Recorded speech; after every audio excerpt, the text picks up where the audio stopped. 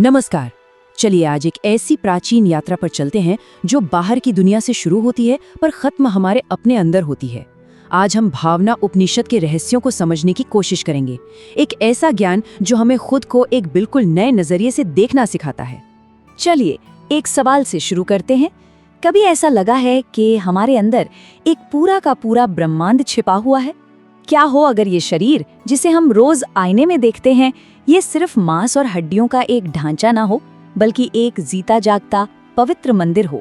यही वो गहरे सवाल हैं जिनके जवाब हम भावना उपनिषद में ढूंढेंगे।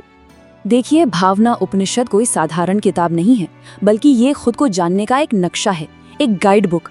ये हमें एक बहुत ही अनोखा रास्ता दिखाता है, एक ऐसा रास्ता जो सिखाता है कि जिस परम शक्ति को हम मंदिरों में, तीर्थों में, बाहर ढूंढते फिरते हैं, वो असल में हमारे ही भीतर मौजूद है। तो हमारी इस खोज के 5 पड़ाव होंगे। सबसे पहले हम समझेंगे कि हमारा शरीर एक कॉस्मिक मिस्ट्री, एक ब्रह्मांडीय रहस्य कैसे है। फिर हम शांति पाठ के गहरे मतलब को जानेंगे। इसके बाद हम श्री चक्र और अपने शरीर के कमाल के कनेक्शन को समझेंगे। फिर जानेंगे कि असली पूजा का मतलब क्या है, और आखिर में जीवन मुक्ति के रहस्य को समझने की कोशिश करेंगे। तो चलिए पहले पड़ाव की ओर बढ़ते हैं। इस उपनिषद का सबसे गहरा और सबसे जरूरी विचार ये है कि हमारा ये शरीर सिर्फ एक शरीर नहीं, बल्कि पूरे ब्रह्मांड का एक छोटा सा रूप है, एक जीता जागता नक्शा। मतलब हर वो कण, हर वो ऊर्जा जो इस ब्रह्मांड में है, वो हमारे अंदर भी है। उपनिषद एक हैरान करने वाली बात कहता है कि ये शरीर ही पवित्र श्री चक्र है। अब आप सोचेंगे कि ये श्री चक्र क्या है? तो देखिए, श्री चक्र एक बहुत ही पवित्र ज्यामितीय प्रतीक है जिसमें कई सारे त्रिकोण एक दूसरे को काटते हैं और इसे पूरे ब्रह्मांड की ऊर्जा का केंद्र माना जाता है। तो ये उपनिषद कह रहा है कि वो सारी की सारी ऊर्जा, वो पूरा ब्रह्मांड कहीं बाहर नहीं, बल्कि हमारे अपने शरीर के अंदर ही मौजूद है। किसी भी आध्यात्मिक यात्रा की शुरुआत एक गहरे इरादे से होती है ना? इस उपनिषद की शुरुआत भी एक शांति पाठ से होती है। लेकिन ये सिर्फ कुछ शब्द दोहराना नहीं है, बल्कि ये गहरा संकल्प है, एक वादा जो हम खुद से करते हैं कि हम अपना जीवन कैसे जिएंगे और दुनिया को किस नज़र से देखेंगे। इस प्रार्थना का सार बहुत ही सीधा और सुंदर है। ये कहती है, हे परमात्मा, हमारे कान सिर्फ अच्छा सुने, हमारी आंखें सिर्फ शुभ देखें और हमारा ये जीवन आपकी सेवा में सार्थक हो। इसमें 3 लेवल पर शांति मांगी गई है। शारीरिक शांति यानी हमारे शरीर के लिए, दैविक शांति यानी प्रकृति से मिलने वाली शांति, और सबसे गहरी हमारी अपनी आत्मा की शांति। और अब आते हैं सबसे दिलचस्प हिस्से पर। ये उपनिषद हमारे शरीर के हर हिस्से को, हर भावना को और हर विचार को ब्रह्मांड की दिव्य शक्तियों से कैसे जोड़ता है। ये बताता है कि हमारा होना ही अपने आप में एक कॉस्मिक मैप है, एक ब्रह्मांडीय नक्शा। तो चलिए इस नक्शे को पढ़ना सीखते हैं, और यहीं से असली रहस्य खुलना शुरू होता है। उपनिषद कहता है कि 9 दरवाजों वाला हमारा ये शरीर 9 शक्तियों वाले श्री चक्र जैसा है। हमारी त्वचा, हमारे शरीर के तत्व और यहाँ तक के हमारे मन के संकल्प और विकल्प, यानी हमारे इरादे और हमारी दुविधाएं, सब कुछ उसी एक ब्रह्मांडीय ऊर्जा का हिस्सा हैं। यहाँ एक बहुत ही खूबसूरत तुलना की गई है। हमारा मन एक धनुष की तरह है।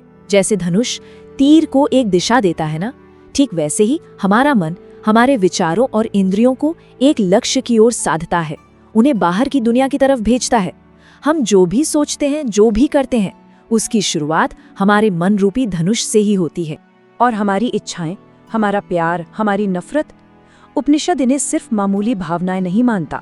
वो कहता है कि राग यानी किसी चीज के प्रति हमारा लगाव एक बंधन की तरह है जो हमें खींचता है, और द्वेष यानी नफरत एक अंकुश की तरह है जो हमें कंट्रोल करता है। ये सिर्फ हमारी भावनाएं नहीं हैं, ये वो दिव्य शक्तियां हैं जो पूरे ब्रह्मांड को चला रही हैं। और फिर उपनिषद हमें उस परम सत्य तक ले जाता है जहाँ सारे भेद, सारे फर्क मिट जाते हैं।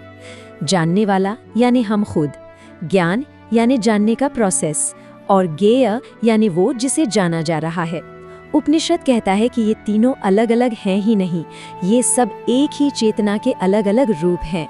यही है अद्वैत, जहाँ कोई दूसरा है ही नहीं, बस एक ही परम सत्य है।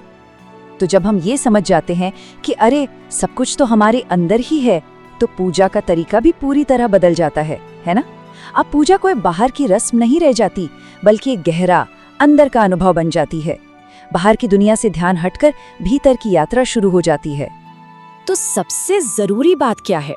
वो ये है कि असली पूजा मंदिरों या मूर्तियों के सामने नहीं होती, बल्कि हमारे अपने भीतर होती है। जब हम बाहर की दुनिया से ध्यान हटाकर अंदर की यात्रा पर निकलते हैं, वही असली साधना है, वही सच्ची पूजा है। तो ये अंदर की पूजा करते कैसे हैं? उपनिषद कहता है ध्यान करना ही सच्ची पूजा है। मन को एकदम स्थिर कर लेना यही ईश्वर को फूल चढ़ाने जैसा है, क्योंकि एक शांत मन से बड़ी कोई भेंट हो ही नहीं सकती। और जब हम आत्मचिंतन करते हैं, अपने भीतर के सच को खोजते हैं, तो वही असली हवन है, जिसमें हम अपने अहंकार और अज्ञान को जला देते हैं। अच्छा, इस पूरी साधना का, इस पूरी समझ का आखिर नतीजा क्या है? इसका फल है जीवन मुक्ति, यानी इसी जीवन में, इसी शरीर में रहते हुए हर बंधन से आजाद हो जाना। ये कोई मरने के बाद मिलने वाली चीज नहीं है, बल्कि यहीं और अभी अनुभव करने की एक अवस्था है। तो जीवन मुक्त कौन है? जीवन मुक्त वो इंसान है जो शरीर में रहते हुए भी पूरी तरह से मुक्त है। वो इस बस्टैंडिंग जागरूकता के साथ जीता है कि मैं और ये ब्रह्मांड, ये आत्मा और परमात्मा दो नहीं बल्कि एक ही हैं। उसके लिए सारे भेद, सारे फर्क खत्म हो जाते हैं।